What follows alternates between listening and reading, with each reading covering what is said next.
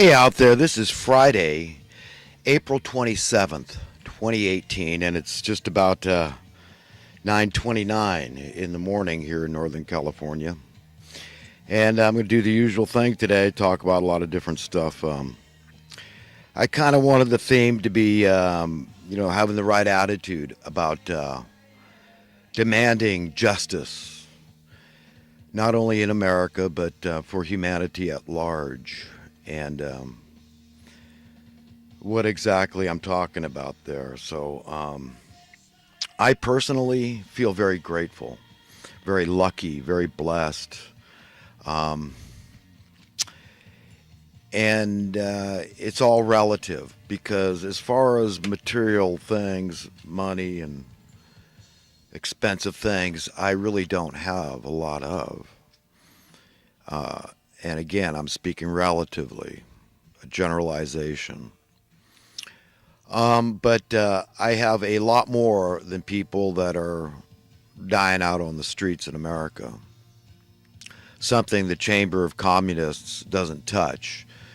When they put on their smiley face, they're not showing the neighbors complaining next door to the soup kitchen, as they are here in Chico, about homeless people crapping on their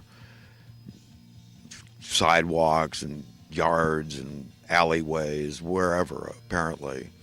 Their neighbors are outraged about this sort of thing going on. But nobody discusses the cause. People blame the homeless. They say that's the cause of the problem. But they don't qualify and quantify and expand and elaborate on what causes the homelessness in the first place. And this is so emblematic, so indicative of our society. And it goes past a lot of people. There's a lot of things that we all think about, but nobody talks about. And I'm the kind of guy that likes to bring those things to the forefront when they come to my mind.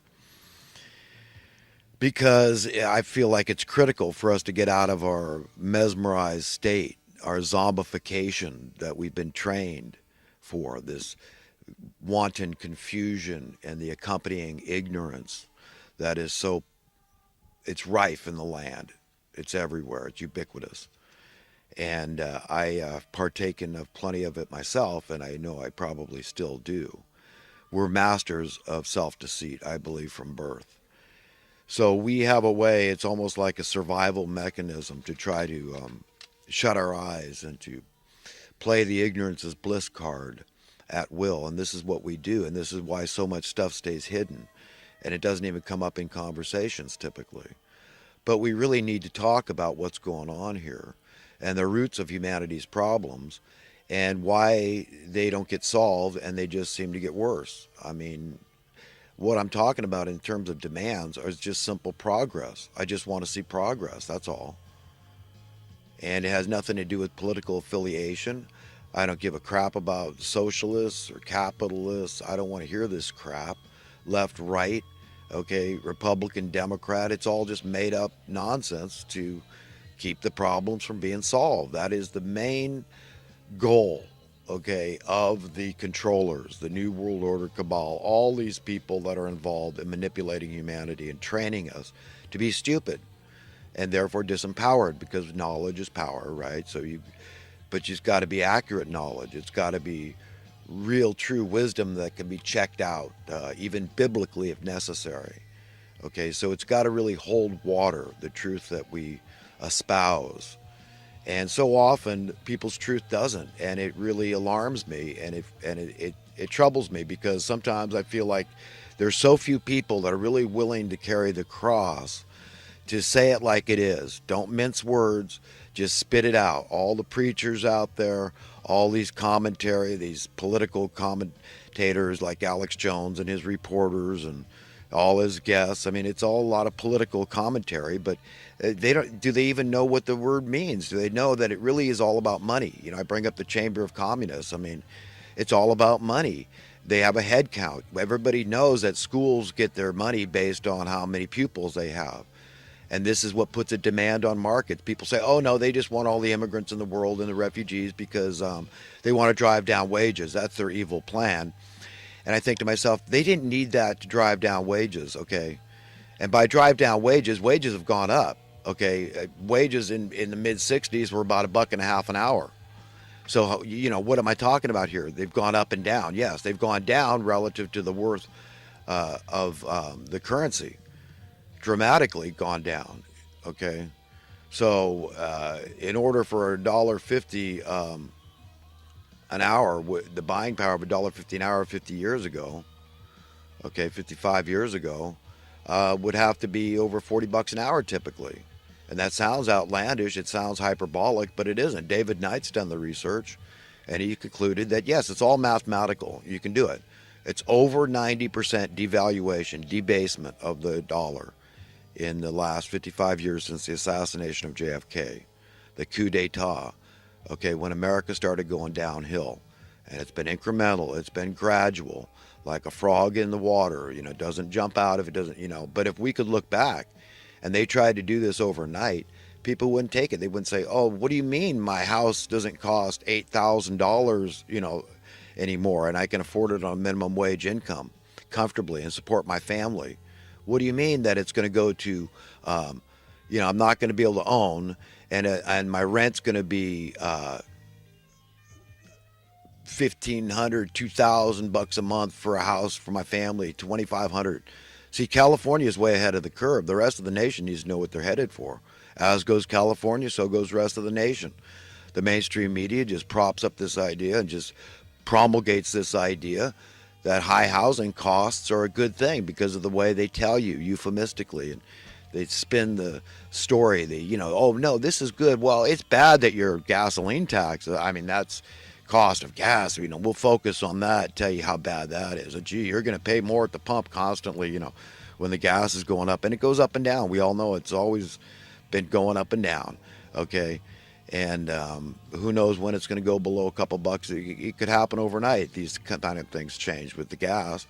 But on something really important like the housing, they don't want to touch it. They don't want to say, "Oh, well, how bad it is." They'll say, "No, how good it is, because, hey, you got some unearned increment in your house. You didn't do any improvements. Your house is falling apart.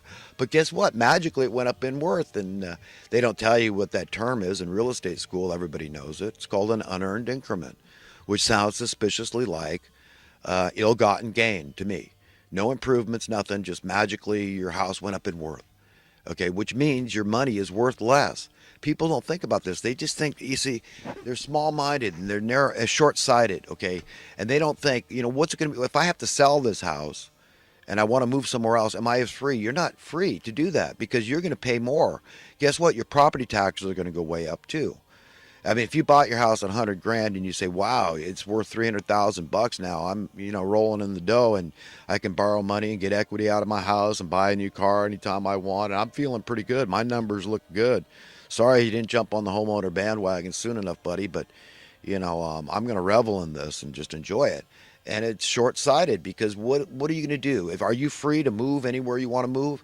If so, what are you going to pay? You understand? It's all commensurate. It's all proportional. And then your cost of housing tax is going to go up for sure from what it is. You're not, even if you downgrade, even if you say, "I'm going to move to a nicer area," okay, and so I don't care, I'll downgrade, and maybe I'll build more, whatever. You can add on to your house, sort of thing. Whatever's in your mind, but you're going to pay more. You're going to pay more because you're going to pay a higher property tax because it's based on percentage. So if you had to pay 3 times the property tax you're paying right now, you might say, "Well, it's only a couple $1,000 a year." Well, just imagine, another $4,000 a year. Okay, and what if your income's not as secure as you thought it was? I mean, there's a lot of changes. What do you think happened in 2008 with all the liar loans and the foreclosures and all this, the theft of people's homes? I mean, they made sure that the criminals were well heeled, and they got away with their dastardly deed. But did they give a crap about the regular old homeowner? No.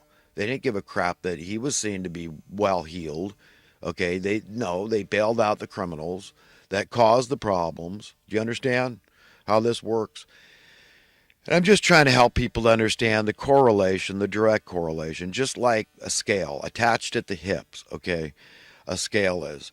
If your cost of living tax goes up, okay, all it has to do is start in one with one commodity that you can't get away from. In this case, we're talking about housing. In order to survive, to continue to exist, you need a roof over your head. That's a matter of fact. That's why it's called an essential human need, housing, shelter. You must have it to survive, to exist. So this is why I find it so objectionable, is that this is what they've picked on, is an essential human need. They, the market manipulators, in this case, housing. And from there, once they start this bonfire, this fire, out of control fire of cost of living inflation, cost of housing inflation, then no holds are barred. From there, they can, it's just, you got spot fires getting started, and everybody's trying to keep up with the Joneses. Hey, my rent went up, my mortgage went up, things cost more. Everybody's shuffling to raise their cost for their services or their commodities or the combination of those things.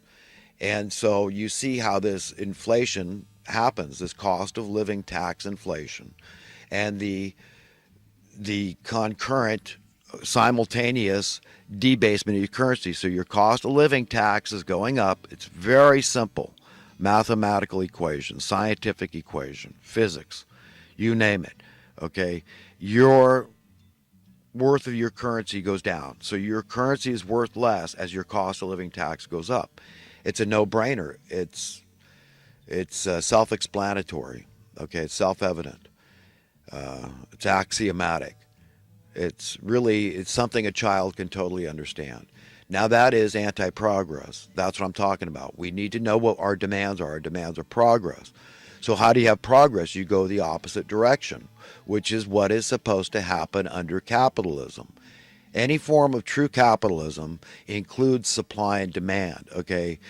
It's based on a civilization learning how to produce the stuff they need and the stuff they want in ever-growing abundance, which drives down our burden, which drives down our cost of living tax by making this superfluity, this excess of stuff that we need and want. You understand how that works?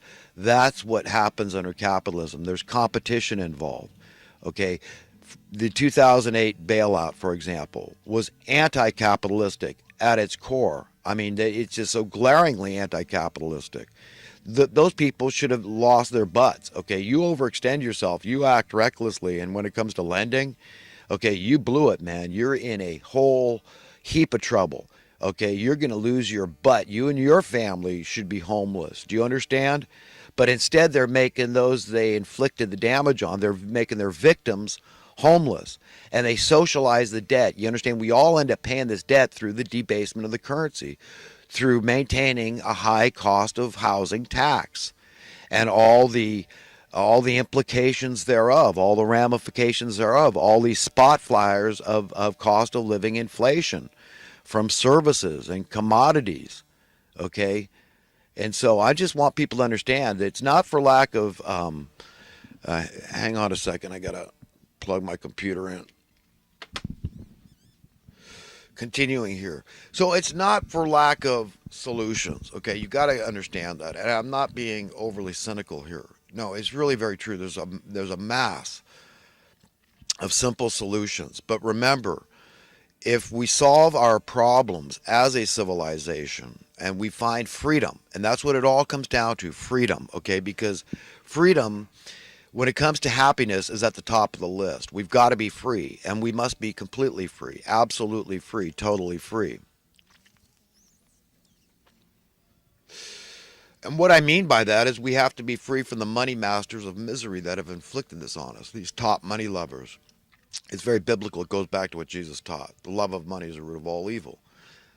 And since these maniacs, these freaks that love money more than they love God or humanity, for sure, okay, and they're very open about this. They act all altruistic and sanctimonious, guys like Al Gore, and how they want to save the planet. So these are the good guys, right? These are the white hats. Yet they're very elitist. They're very hypocritical. It's one standard for them because they're VIPs. They're very important people. So we've got to understand, right? And so they get the masses to kind of sympathize and empathize and understand. Yes, we need a few elitists. It's very communistic and fascistic kind of thinking. Elitist. It's very ugly. It's antithetical to anything biblical, anything taught, any good faith worth its salt. Okay, it's very ungodly. It's very antagonistic to the righteous. This attitude, I can't stand it, and I know that it permeates our culture. These are the people that create the policies we're forced to have to live under. You understand? They know what they're doing. They know they need to keep people poor. And so when people figure out that they're being kept poor intentionally, that there could be prosperity all around the world, we could have it. But these people won't allow it, okay? Because their reasoning is when people finally figure out that this is deliberate, this is by deliberation, this is intentional, there's no way around it. There's no it'd be intellectually dishonest once you understand the things I'm saying are honest and true. I'm giving you the straight